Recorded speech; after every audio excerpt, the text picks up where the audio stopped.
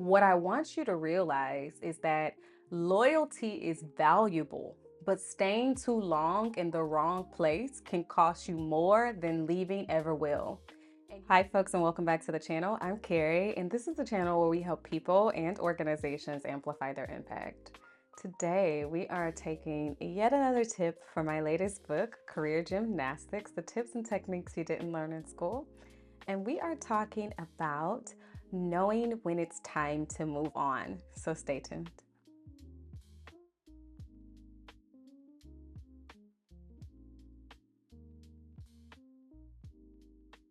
So today's video is centered around tip 36. This is knowing when to move on, when your career is stalled.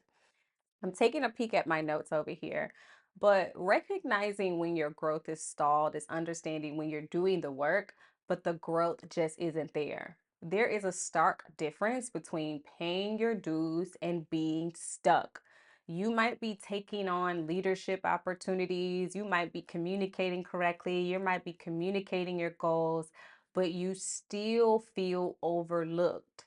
This might be an indication that the growth at that company is capped. What I want you to realize is that loyalty is valuable, but staying too long in the wrong place can cost you more than leaving ever will.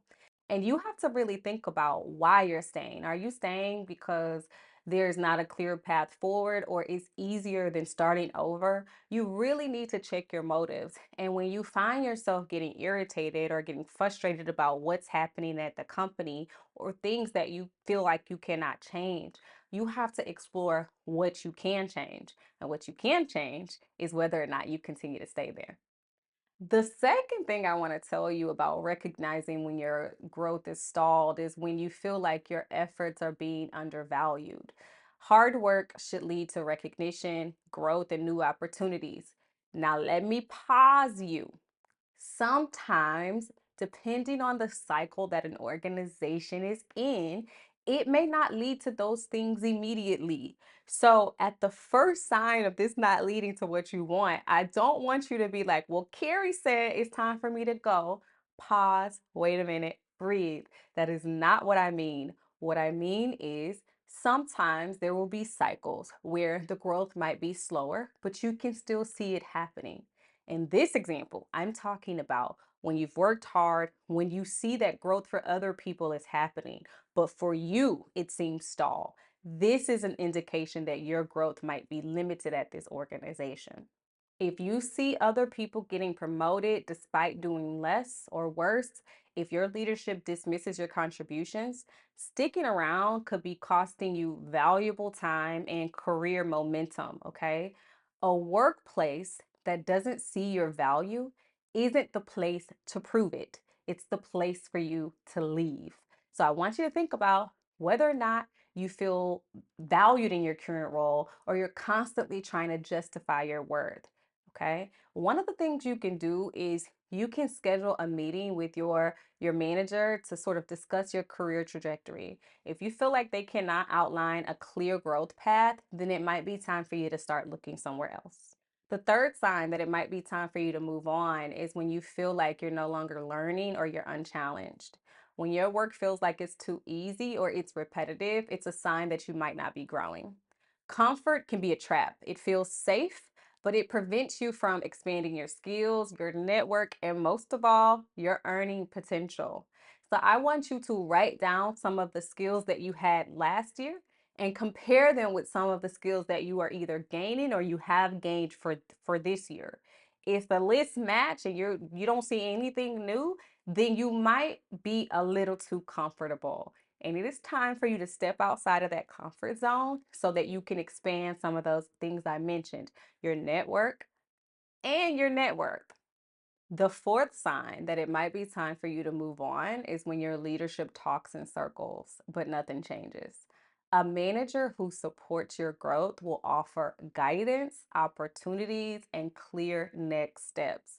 If every conversation about the future at that company is vague, promises, non committal, it's a sign that they might not be invested in your advancement.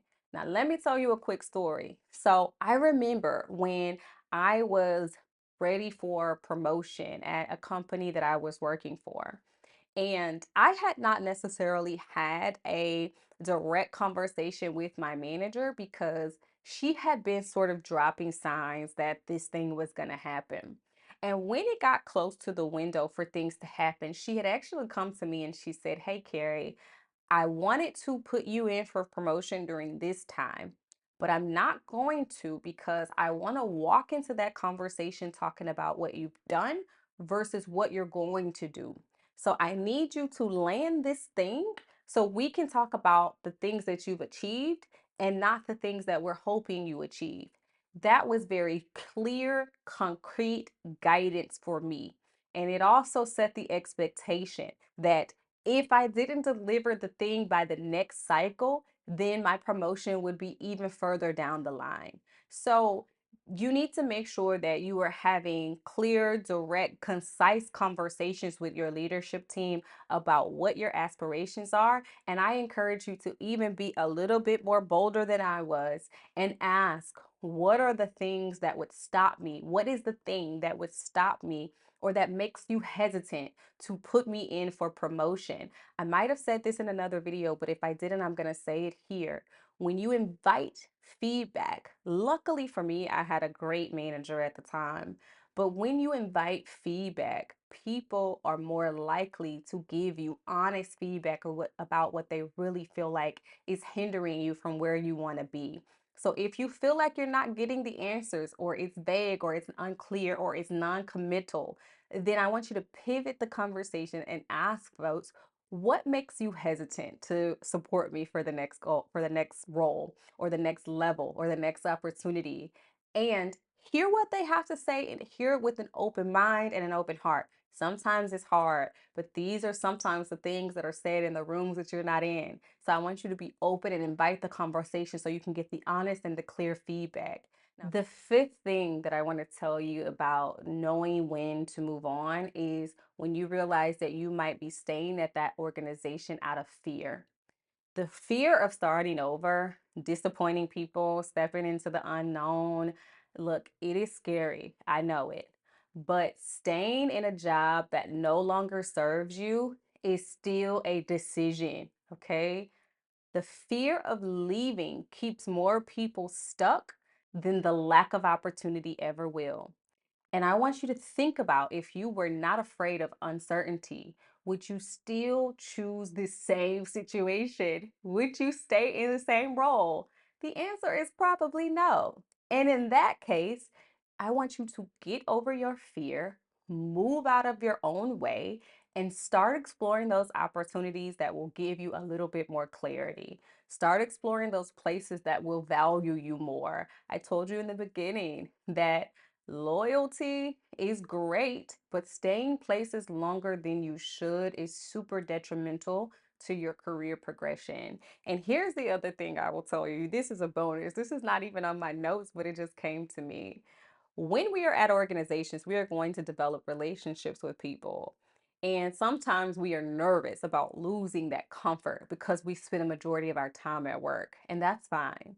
But if those relationships are really solid, whether you work at that company or you work at another company, those relationships will remain intact. So last year I had did a panel at the beginning of the year, and this lady stood up during the panel and she said, she asked a question that was directed at me, and the question was centered around how she had been working at her job for a very long time, that she had gotten the degrees, she had gotten the certifications. She felt like she was still being passed over for a promotion, that they were hiring people into the company that were at higher levels than her. And she just felt like she was having conversations and she just didn't know what to do. And as she was telling me this detailed story, I could feel that she was really looking for something profound for me to say. And the truth of the matter is, I didn't have it, because my answer was, you need to reconcile whether or not it is time for you to move on from that situation.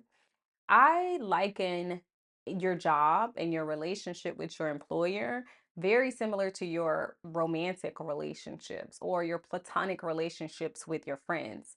If things are not working out and you've had conversations and you have tried to, take feedback and communicate about some of the things that are happening, and you do not see any change happening, you have to decide whether or not this is a place that is worth you staying.